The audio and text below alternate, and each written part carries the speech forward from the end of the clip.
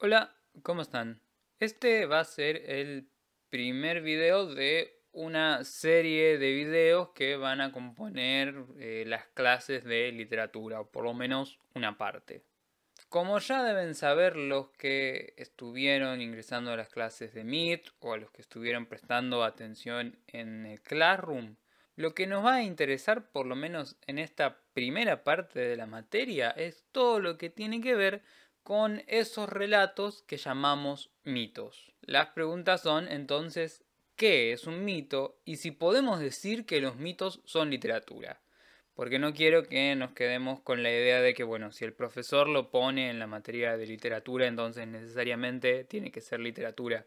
No hace falta que estén de acuerdo conmigo. Es más, ni siquiera sé si yo mismo estoy de acuerdo conmigo. Prefiero que cualquier cosa que pueda decir puedan discutírmela y que pensemos juntos una respuesta a estas preguntas a partir de lo que vayamos viendo en la materia. Por supuesto que desde ya alguna cuestión habrá que relacione al mito con la literatura, si no, no lo estaría incluyendo en un principio, pero bueno, hagamos de cuenta que no sabemos eso. Lo que espero que hagamos entonces es que nos olvidemos de todo lo que sabemos de los mitos. Tenemos que ver entonces qué es lo que sabemos de los mitos. Hay un uso coloquial del término. Esto quiere decir que en las conversaciones cotidianas usamos la palabra mito de una manera particular que no va a ser en concreto la que nos va a interesar dentro de la materia. Cuando decimos mito en una charla cualquiera, solemos estar refiriéndolo a mentira. Por ejemplo, yo les puedo decir, es un mito que si corres cuando llueve te vas a mojar menos que si estuvieras caminando. Si yo les digo eso, es lo mismo que decir, es mentira que esto sucede. No sé si es mentira, no me acuerdo cómo funcionaba realmente, es un ejemplo.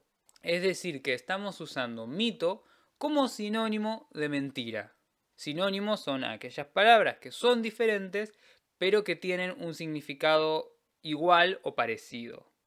Bueno, pero ese no es el uso de mito que va a interesarnos.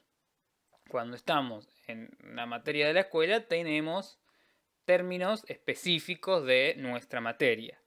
Entonces nos va a interesar mito en un sentido concreto que refiere a otra cosa. Esos otros mitos a los que refiero, que podemos decir es el uso académico de la palabra mito, nos lleva hacia todas esas historias de la antigua Grecia protagonizadas por dioses o por héroes o por titanes que tenían que luchar entre sí o con monstruos y salvar doncellas, etc. La palabra mito, de hecho, viene del griego antiguo y quiere decir relato. Pero esto no quiere decir que solo hubiera mitos en Grecia, porque vamos a usar la misma palabra, aunque tenga origen griego, para describir relatos con las mismas características de culturas de otras partes del mundo. Por eso podemos decir que hay mitologías, es decir, conjunto de mitos, nórdica, china, japonesa, azteca, mapuche, etc. Hay un par de cosas de ese tipo de relatos que ya nos dijeron muchas veces o que más o menos nos podemos dar cuenta, como por ejemplo el hecho de que se transmiten oralmente, es decir, de boca en boca, son historias contadas de generación y generación que no aparecieron en un principio escritas en libro como los cuentos modernos o las novelas, y que por lo tanto tampoco tienen un autor o no tienen un autor conocido y decimos que son anónimas. Anónimo, en este caso, quiere decir que no hay realmente un autor. También puede significar que no sabemos realmente quién es el que compuso o escribió una obra, pero este no es el caso de los mitos. En los mitos directamente no podemos decir que haya un único autor porque se van contando y componiendo en esta relación de alguien que le cuenta el mito a otra persona. Además, en lo que refiere a lo que dicen los mitos, tenemos que en general son historias que dan cuenta del origen de algo, es decir, se proponen como una explicación de un fenómeno que de otra manera no podemos explicar. Y en esa explicación van a intervenir seguramente dioses o héroes o semidioses, casi nunca personas normales. Hay todo un aparato de personajes y criaturas propias de esa mitología. Ahora bien, lo que yo les estoy proponiendo entonces es que nos olvidemos de todas esas cosas que sabemos de mitos. Que no pensemos, por ejemplo, en asociar automáticamente la palabra mito con la idea de que algo es mentira.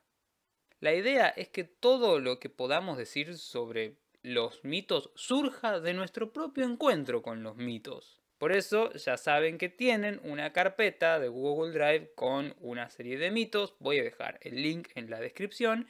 Es la misma carpeta que ya estuve compartiendo antes por Classroom, así que es la que tiene esos textos que quizás ya vieron.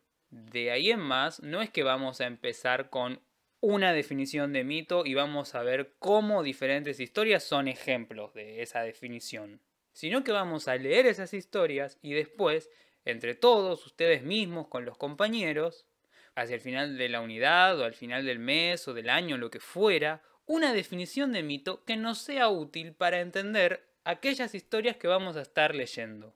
Para la próxima, entonces, vamos a hablar de diferentes puntos en común que tienen algunos de los diferentes mitos que les dejé en los textos que les propuse leer. Así que nos vemos la próxima.